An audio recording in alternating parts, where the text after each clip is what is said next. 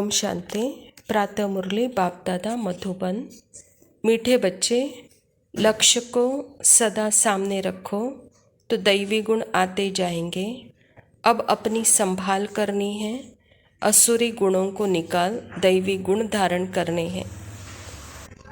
परमात्मा स्वयं इस धरा पर प्रजापिता ब्रह्मा के शरीर में आकर यह ईश्वरीय विश्वविद्यालय के द्वारा आत्म अभिमानी पढ़ाने का पाठ पक्का करा रहा है, क्योंकि आत्म अभिमानी बनने का लक्ष्य परमात्मा ने हम बच्चों को क्यों दिया है, क्योंकि आत्मा दैवी गुणों से संपन्न है।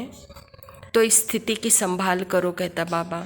और जब देहाभिमान आता है तो वहाँ असुरी अवगुण है, तो असुरी अवगुणों को निकाल दैवी गुण धारण करने हैं। प्रश्न है, आयुष्मान भव का वरदान मिलते हुए भी बड़ी आयु के लिए कौन सी मेहनत करनी है।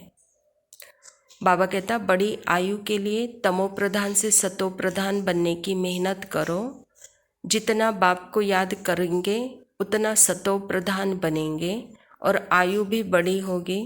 फिर मृत्यु का डर निकल जाएगा, याद से दुख दूर हो जाएंगे, तुम फूल बन जाएंगे।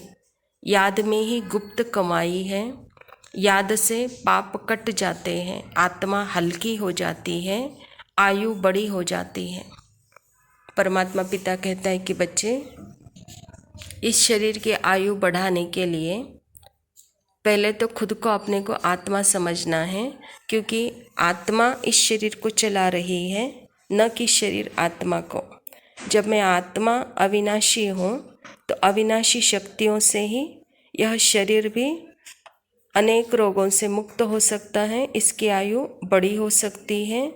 यह सदा निरोगी, स्फूर्तिवान, शक्तिवान, तेज में, ओज में बन सकती है। तो इसके लिए याद की यात्रा में रहो। याद से बहुत सारे फायदे हैं, दुख दूर होगा, मृत्यु का डर निकल जाएगा, पाप कटेंगे, आत्मा हल्की होगी, आयु बढ़ेगी। तो सदा याद की यात्रा में तत्पर रहो, कहता बाबा। धारणा के लिए मुख्य सार है, महान आत्मा बनने के लिए अपवित्रता की जो भी गंदी आदतें हैं वह मिटा देनी है। दुख देना, लड़ना, झगड़ना, यह सब अपवित्र कर्तव्य है जो तुम्हें नहीं करना है।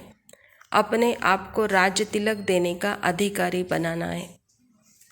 परमात्मा पिता कहता है कि बच्चे, सारे दिन के कर्म आत्माभिमानी के लक्षण दिखाई देवे, आत्मा के गुण उस कर्म में दिखाई देवे, न कि देहाभिमान की गंदी आदतें, दुख देना, लड़ना, झगड़ना, अपवित्र कर्तव्य करना। बाबा कहता, यह जैसे अपने आप को राज्य अधिकारी बनाने से दूर करेंगे। तो अपने आप को राज्य अधिकारी बनाने के लिए स्वयं को आत्मा समझ इन गंदी आदतों को मिटा दो, कहता बाबा। दूसरा पॉइंट है, बुद्धि को सदा सब गोरख धंधों से, देहधारियों से निकाल खुशबूदार फूल बनना है। गुप्त कमाई जमा करने के लिए चलते फिरते और शरीरी रहने का अभ्यास करना है। यहाँ कर्म और धर्म, कर्म को हर कोई प्रत्यक्ष करने के लिए, प्रमाणित करने के लिए इस धरा पर आज व्यक्ति ठहरा हुआ है। लेकिन बाबा कहता है यह गोरख धंधा है। कर्म को न प्रत्यक्ष कर, धर्म अर्थात धारणा, अपने गुण को प्रत्यक्ष करो, तो यही गुप्त कमाई है, कहता बाबा। यह कमाई चलते फिरते और शरीरी बनने का अभ्यास से यह कमाई होगी। वरदान है, अपने शुभ चिंतन की शक्ति से आत्माओं को चिंता मुक्त बनाने वाली शुभ चिंतक मणि भव। बाबा कहता, आज के विश्व में सर्व आत्माएं चिंतामणि हैं। उन चिंतामणियों की आप शुभ चिंतक मणियाँ अपने शुभ चिंतन की शक्ति द्वारा परिवर्तन कर सकते हो। जैसे सूर्य की किरणें दूर दूर तक अंधकार को मिटाती हैं, ऐसे आप शुभ चिंतक मणियों की शुभ संकल्प रूपी चमक व किरणें विश्व में चारों ओर फैल रही है। इसीलिए समझते हैं कि कोई स्पिरिचुअल लाइट गुप्त रूप में अपना कार्य कर रही है।